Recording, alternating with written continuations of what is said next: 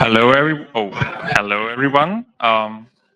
Welcome to the last session of POPL. I'm Christoph Mattea from DTU, and we will have 3 talks on relational and automated verification today.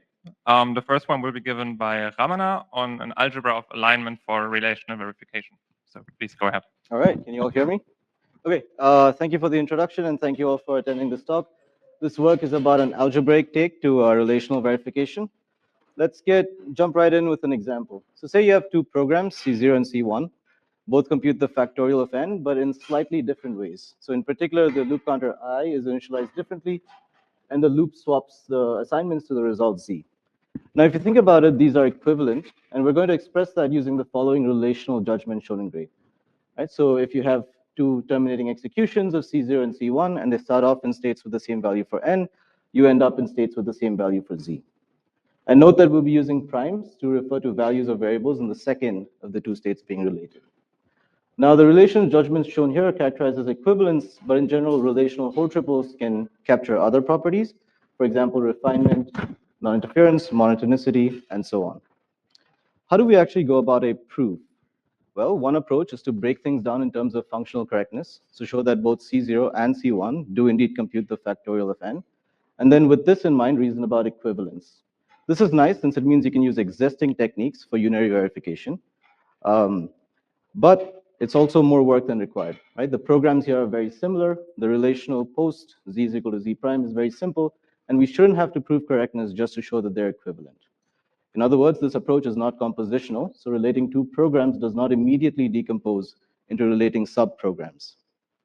An alternative is to reason in terms of an alignment of program executions, that is, by relating intermediate states in 2 traces. So here's a trace of C0 and a trace of C1. Now, under this pre-relation that you have agreement on n, both programs perform the same number of loop iterations, and so there's this one-to-one correspondence, and you can align the iterates in lockstep. Now there's a simple relational loop invariant, namely that you have agreement on z, and I on the right is 1 more than I on the left, and this is sufficient to establish the relational post. So alignments like these can be captured by various product constructions. On the left here, we have a product program that pairs a copy of C0 shown in blue with a copy of C1, a renamed copy shown in red. And the single loop here with an aligned body is indicative of the fact that we're considering a lockstep alignment. The same alignment can be represented by the product automata shown here on the right. And note that the transitions of this product include step-by-step transitions of the automata for C0 and C1. Once we construct such a product, reasoning can proceed by showing the correctness property for this product. But here's a question. Why is this approach sound, or rather, when is this sound? Right? We started out with 2 programs, C0 and C1. We wanted to reason in terms of an alignment, so we've constructed this product that represents such an alignment. Ultimately, what we want is for this product to be adequate in the sense that it covers all pairs of executions of C0 and C1. And so a correctness property we prove over the product will entail the original relational judgment we have in mind. Let's take a look at an example where adequacy fails. So say you wanted to show C0 was monotonic. So now we're relating C0 with itself with a spec that says if n on the right is at least n on the left, then z on the right is at least z on the left. Now the right execution of C0 can potentially perform more loop iterations. And so there's no longer this one-to-one correspondence. Right? So a lockstep alignment simply wouldn't do. So for example, if you took the lockstep product automata we just looked at, well, we wouldn't be able to use this because it would get stuck precisely when the left execution of C0 terminates, and the right execution can take at least 1 more step. There is an alignment that works and is adequate. Consider this. Align the iterates in lockstep until the left program terminates, and then consider right-only executions. Now there's a simple relational invariant that's preserved not just by joint executions of the 2 loop bodies of C0 and paired with itself, but also by right-only executions. And this alignment is represented in this product automata using these additional transitions shown in green that take place under a certain precondition, under a certain condition. Okay. So the general approach to establishing a relational judgment is to break down reasoning in terms of an alignment that's adequate, covers all executions, with respect to the pre-relation. So we've looked at some product constructions based on program syntax and automata. And as you can all tell, it gets very messy very quickly. So I want you to forget about all of this, because what we're going to do instead is abstract away using algebra. We'll start with an algebra of imperative programs called Kleene Algebra with tests, and then build an algebra of alignment products in which we can reason about adequacy and correctness equationally. In this talk, we'll look at how we can use this setting to derive proof rules for relational Hoare logics, and then and how the setting can also be used to characterize forward and backward simulation and other relational properties. Okay, so let's start with the unary setting first, with Kleene algebra with tests, or CAT. So a CAT is a variant of a Kleene algebra. Think the algebra of regular expressions, in which certain components additionally form a Boolean algebra. You have two sets, A, which is a set of actions, and B, contained in A, which is a set of tests. You can use CAT to, programs can be encoded in CAT. So the general idea is that tests behave like assume statements, plus like non-deterministic choice, semicolon like sequencing, and star captures finite iterations. Right? So if you had a conditional, for example, you could encode that in CAT as a choice between two terms, one that assumes the guard, performs the consequent, and another that assumes the negation of the guard and then performs the alternative. Likewise, a loop can be encoded as a star of testing the guard, followed by performing the body, followed by assuming the negation of the guard. Hoare triples can also be encoded in CAT. So the Hoare triple PCQ can be expressed by this inequation shown in gray, which states that P followed by C is contained in P followed by C followed by Q. And intuitively, a way to think about this is any outcome of assuming P and then running C is going to be contained in the outcomes of doing the same, so assuming P and running C, followed by assuming Q. Right? So every C execution under P gets you to something that satisfies Q. So the models, so there's many models of CAT, but the ones we are going to be interested in are the relational models and the trace models. In the relational models in particular, actions denote binary relations on some set of states, and tests denote coreflexives or subsets of the identity relation. A result by Koskinen is that you can use CAT to prove the usual rules of Hoare logic. Note that this does not include the rule for assignments, so assignments are treated as primitive actions. CAT is purely propositional and concerned only with control flow. Okay, all right. So you can use CAT to do unary reasoning. A natural idea for relational reasoning, of course, is to work with two CATs that are connected in some way. And that brings us to this idea of a BiKAT. So a BiKAT over a CAT is itself a CAT, and we're going to use these dotted and thick symbols to distinguish between the two. And a BiKAT is equipped with these two operations that are homomorphic. So you have a left embedding operation and a right embedding operation. And finally, these two operations satisfy a single axiom, namely that they commute. So a left x followed by a right y is the same as a right y followed by a left x. So what all of this captures is the following situation. Right? So you have certain actions. They can either take place on the left or they can take place on the right. And an action that takes place on the left does not affect anything that goes on the right. Okay, so naturally the models you end up with are things that come in twos. You have relations over pairs, or pairs of traces, or traces of pairs, and so on. Let's see how BiKAT can be used to think about alignment. So we're going to use this notation C bar D to stand for left C followed by right D as a notational convenience. Here's our example. Say we start off with the following two terms. On the left, we have a sequence A and B, and on the right, we have a sequence C and D. And we want to align these in a certain way. Now, by the definition above, this just stands for left AB sequenced with right CD. We can use the fact that these embeddings are homomorphic to now break this down into a sequence of left-only actions, followed by a sequence of right-only actions. Right? So left A, left B, followed by right C, right D. Now we can use this commuting axiom to shuffle things around and line up the C with the A and the D with the B. And finally, the term we end up with is one that represents the following alignment. We've aligned the first two components of the original sequences we started out with, and we've aligned the second two components. And note that this also represents a proof of adequacy. The traces or the relations denoted by the term we ended up with are exactly the same as those denoted by the term we started out with. So like Hoare triples can be encoded in CAT, relational Hoare triples can be encoded in BiKAT. So recall, this is the kind of judgment we've been looking at so far. It captures a for all property. So for any terminating executions of C and D that start out in R related states, they'll end up in S related states. And in BiKAT, this is equivalent to the an equation shown in gray, right?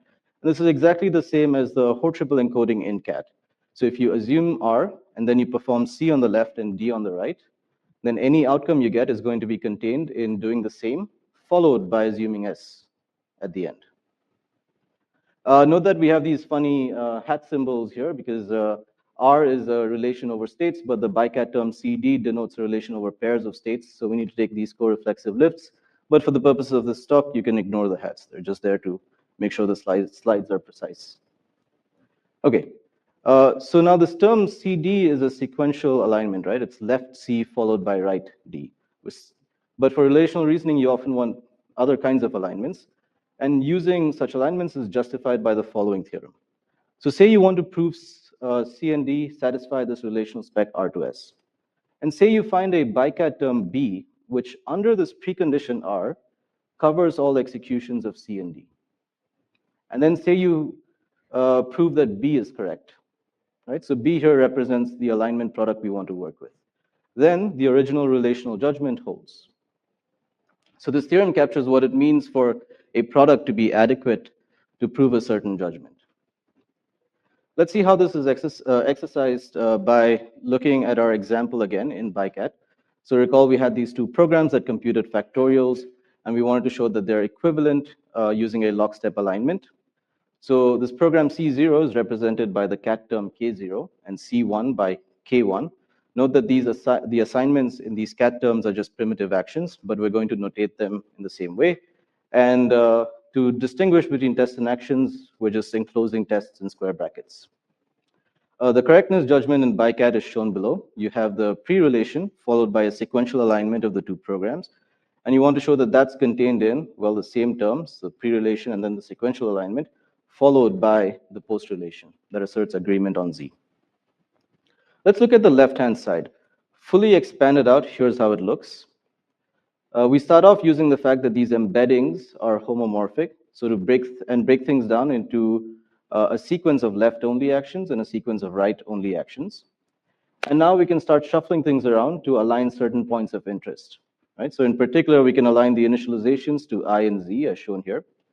And what we end up with is the pre-relation followed by some aligned assignments, followed by two loops. And note that the bodies haven't yet been aligned, followed by the negation of the loop guards.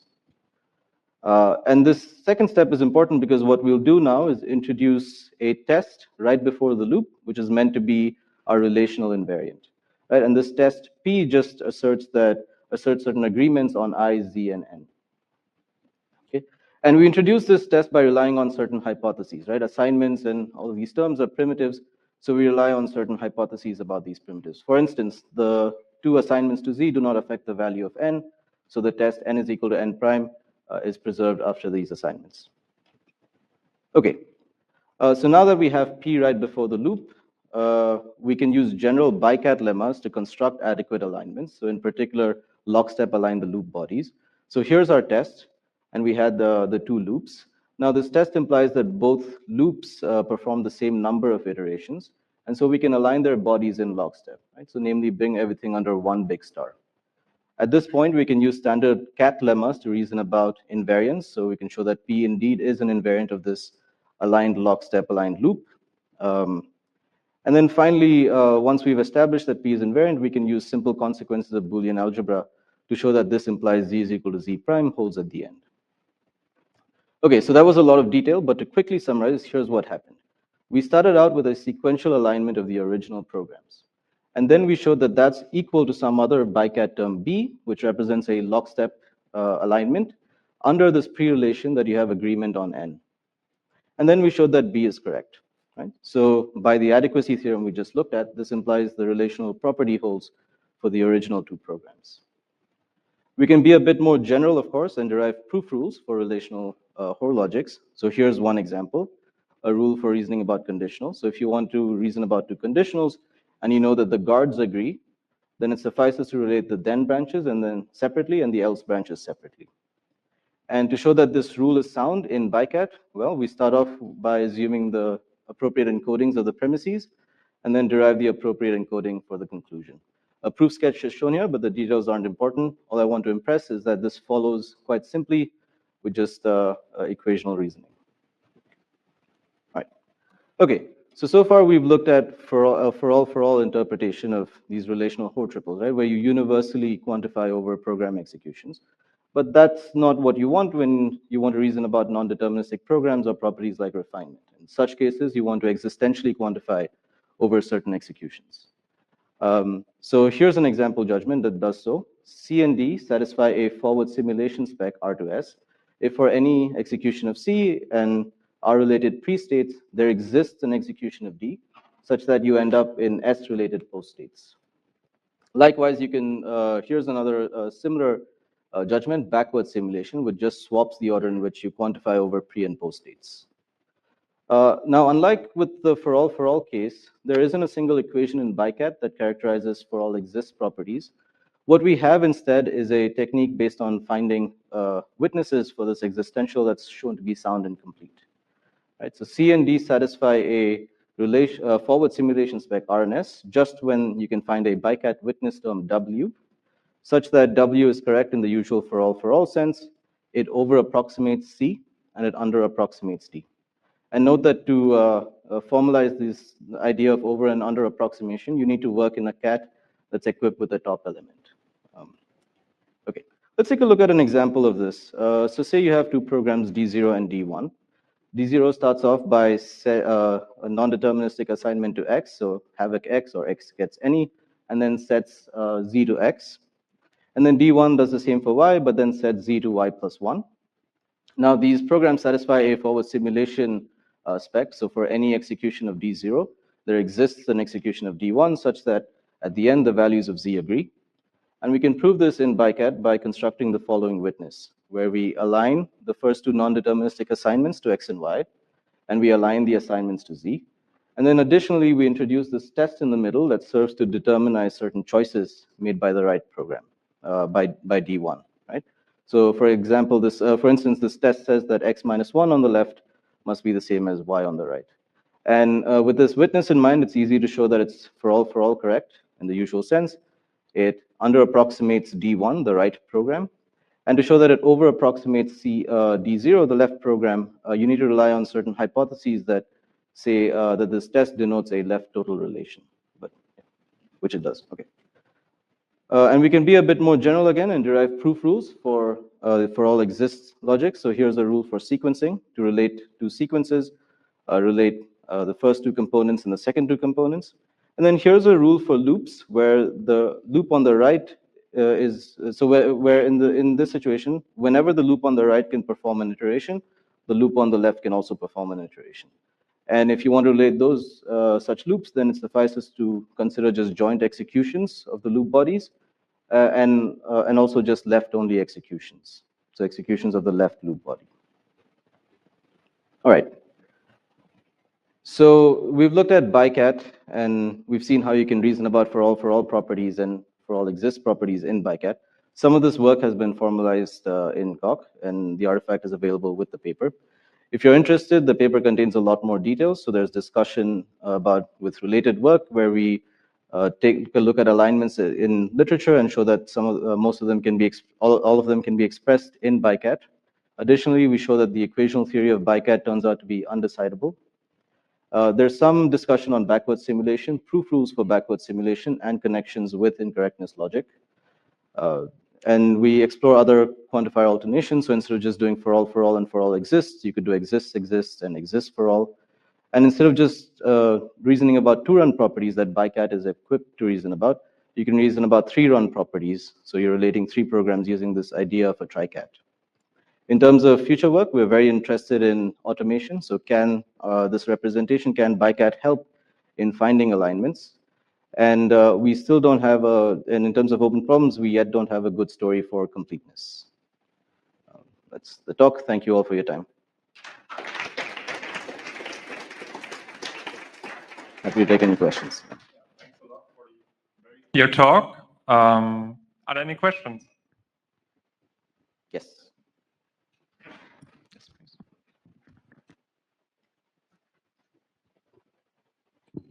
Hi, Emmanuel Doswaldo from MPISWS. I find this an extremely elegant account for alignment.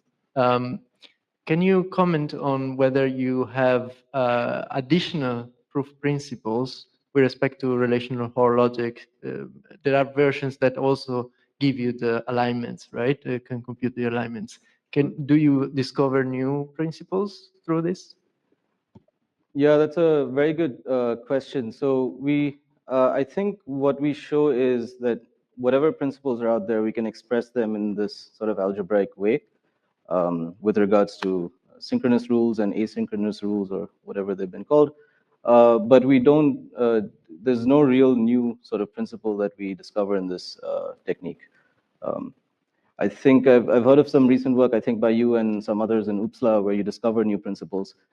We believe some of the examples that you do can be done in BiKAT, but of course you work with n-run properties instead of just 2-run properties.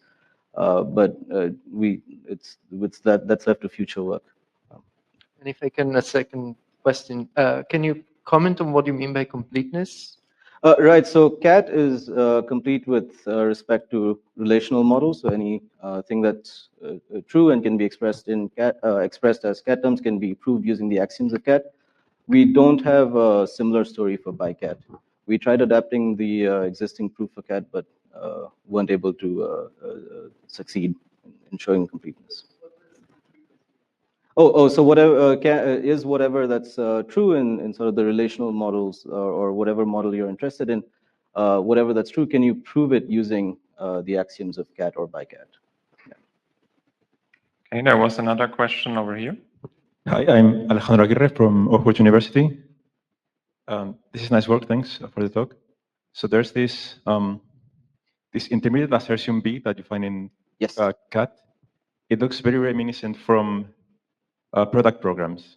And there are some versions of RHL that construct explicit product programs from your proof. Can you comment on there's a connection? Yeah, right. So I think here B, we intend B to be the exact product program that you're talking about. So we start off with these two programs that are somehow sequentially aligned, and then we construct this product, and this product is represented by the CAT or the BiKAT term B.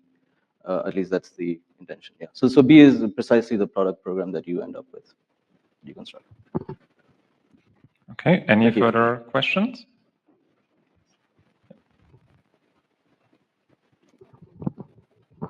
Hi. Can you go to this slide on the existential forall-exists? And you had a rule for a loop. Yes. Is this to prove forall-exists? Don't you need to show that exist side terminates?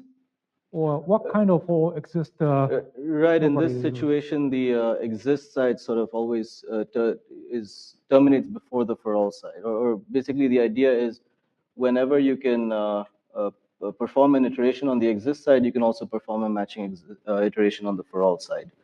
And so this is one way of working with loops where suppose you know the right side always terminates, the existential side. Then it suffices to just consider joint executions and left only executions. So where you're just working with the for all side. Does that help answer the question, or maybe we can? Maybe my question was, does this guarantee that exist side terminates? I mean, what you said is that, well, you can have more iterations on the for all side, but that's not, well, at least the standard termination sensitive for exist property. I mean, there is a termination instance invariant for which for every execution on the for all side exists. There's either a diverging execution or terminating execution. Right? Yeah, that's actually a very good question. So I'll have to think about it a bit. I'm not entirely sure whether this really captures the idea that the exist side terminates, but I can maybe get back to you offline about this. The paper does get into some detail about this particular rule, and it's shown to be sound at least, but I'll get back to you with more details offline. Thank you. Yeah.